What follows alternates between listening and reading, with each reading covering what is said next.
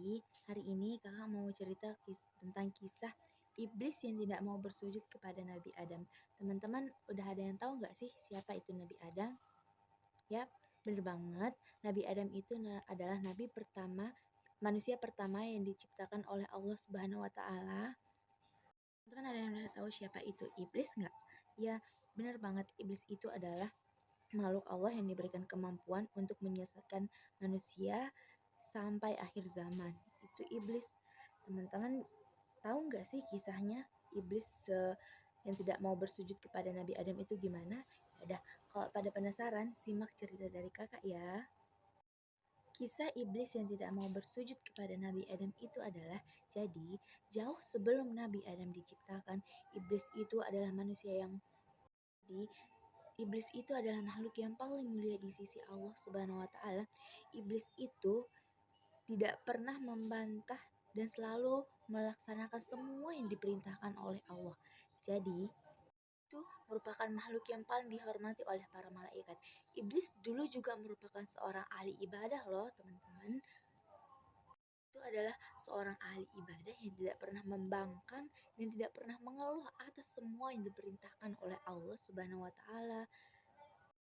Sebelum Allah menciptakan Nabi Adam, Allah mengumpulkan semua malaikat. Allah mengumpulkan semua malaikat dan Allah berkata, "Aku hendak menciptakan seorang khalifah di bumi." Lalu malaikat pun bertanya kepada Allah. Malaikat bertanya kepada Allah, "Apakah engkau ingin menjadikan orang yang merusak dan menumpahkan darah di sana? Kan kami selalu bertasbih dan memujamu." Begitu kata malaikat. Kemudian Allah berkata lagi, "Sesungguhnya aku lebih tahu apa yang tidak kamu ketahui." Begitu kata Allah.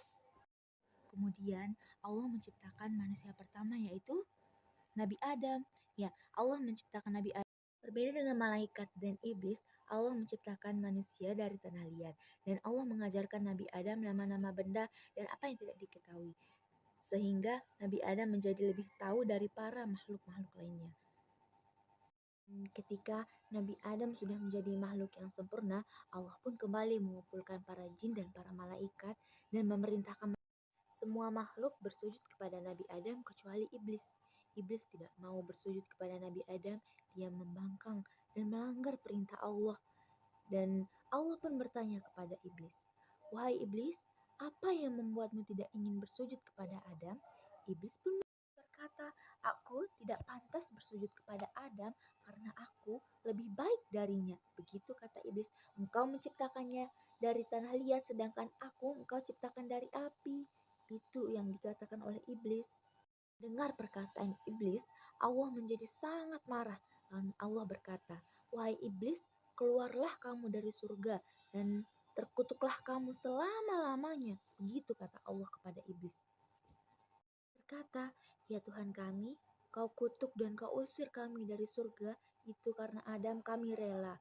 Dan iblis mengajukan permohonan kepada Allah Subhanahu wa taala, mohon kepada Allah agar iblis diberikan hidup selama-lamanya sampai hari akhir nanti. Pun mengabulkan permohonan iblis itu. Dan setelah itu iblis pun berkata, "Ya Allah, berkata, ya Allah, karena engkau telah mengutuk dan menghukumku, mengeluarkanku dari surga, maka izinkanlah aku untuk menyesatkan umat manusia. Jika mereka melanggar semua perintahmu dan tidak mau mensyukuri semua nikmatmu." Iblis, itu yang dikatakan oleh iblis. Allah pun memberikan Nabi Adam tempat yang nyaman dan sentosa yaitu di surga. Sangat indah, segala kebutuhan hidup telah tersedia di sana. Kebun surga penuh dengan buah-buahan yang sangat lezat dan air sungai yang sangat jernih dan harum sekali. Berkeliling dan menjelajahi kebun-kebun dan taman-taman surga yang ada di sana, Nabi Adam pun berkata,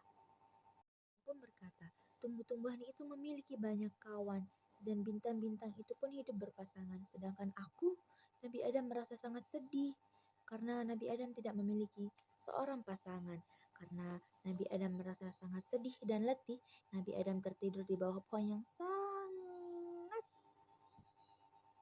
bersedih karena dia tidak memiliki teman hidup. Dia membandingkan dirinya dengan tanaman-tanaman yang ada di sana. Karena merasa sedih dan letih, Nabi Adam pun akhirnya tertidur di bawah pohon yang teduh. Dan Allah Maha mengetahui apa yang ada di hati manusia. Allah mengetahui apa yang diinginkan oleh Nabi Adam. Isi hati Nabi Adam yang menginginkan seorang teman hidup. Saat Nabi Adam tertidur, Allah menciptakan manusia dari tulang rusuk Nabi Adam yang bernama Siti Hawa. Dan ketika Nabi Adam terbangun, Nabi Adam pun terkejut. Kenapa bisa ada seorang wanita di sampingnya? Lalu Nabi Adam pun berkata kepada Siti Hawa, "Siapakah kamu? Mengapa engkau ada di situ?" Kemudian Siti Hawa pun tersenyum lalu menjawab pertanyaan Nabi Adam. "Aku adalah Hawa yang diciptakan Allah menjadi teman hidupmu." Nabi Adam sangat gembira karena akhirnya ia memiliki seorang teman hidup. Dan Nabi Adam tidak henti-hentinya mengucapkan syukur kepada Allah Subhanahu wa Ta'ala yang telah memberikan dia seorang teman hidup sehingga Nabi Adam tidak kesepian lagi. Allah pun berkata, "Wahai Adam, tinggallah kamu di dalam surga bersama istrimu dan makanlah makanan yang nikmat yang ada di sana. Dan janganlah kamu mendekati pohon huldi, maka kamu akan termasuk orang yang zolim. Jangan pernah kamu mendekati pohon itu, pohon huldi, nanti kamu termasuk orang-orang yang zolim." Begitu kata Allah kepada Nabi Adam dan Siti Hawa. Pada suatu saat, datanglah iblis dan syaitan. Iblis merasa iri atas kesenangan yang diberikan kepada Nabi Adam. Iblis pun ingin menggoda mereka dan berkata, "Wahai Adam, maukah aku tunjukkan kepadamu pohon huldi dan kerajaan yang tidak akan binasa?" Begitu kata iblis. Iblis pun berusaha membuat Nabi Adam dan Siti Hawa memakan buah yang dilarang oleh Allah, yaitu buah huldi. Mengatakan, siapapun yang memakan buah itu, maka ia akan kekal di dalam surganya Allah. Dan Nabi Adam dan Siti Hawa pun tergoda oleh penggodaan. Dan Nabi Adam dan Hawa akhirnya tergoda dengan perkataan iblis. Perlahan-lahan dia mendekati pohon itu dan memetiknya lalu memakannya. Dan itu membuat Allah sangat marah. Lalu Allah sangat marah. Allah berkata, "Turunlah kamu dari surga sebagaimana kamu menjadi musuh bagi yang lainnya, dan di sana ada tempat yang layak kamu, ada tempat tinggal dan kesenangan di bumi sampai batas waktu yang telah ditentukan," kata Allah kepada Nabi Adam dan Hawa. Dan Nabi Adam dan Hawa pun diturunkan oleh Allah. Nabi Adam dan Hawa pun dikeluarkan dari surga dan diturunkan di bumi di tempat yang berbeda. Begitulah kisah iblis yang tidak ingin bersujud kepada Nabi Adam. Apa teman-teman ada yang ingin menjadi seperti iblis? Benar, kita tidak boleh menjadi iblis yang sombong dan selalu merasa dirinya paling benar. Dan apakah yang dilakukan oleh Nabi Adam itu juga baik? Tentu tidak, karena kita tidak boleh melanggar perintah Allah, karena kita bisa lihat sendiri hukuman yang diterima oleh Nabi Adam karena melanggar perintah Allah, yaitu dia diturunkan dari surganya Allah yang begitu mewah dan diturunkan ke bumi secara terpisah.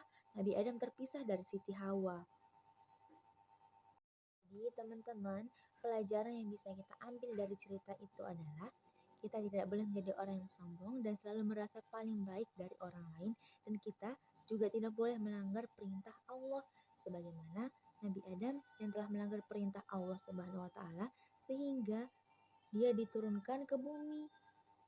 Begitu teman-teman. Sekian cerita dari kakak. Semoga ceritanya bisa bermanfaat bagi teman-teman. Wassalamualaikum warahmatullahi wabarakatuh.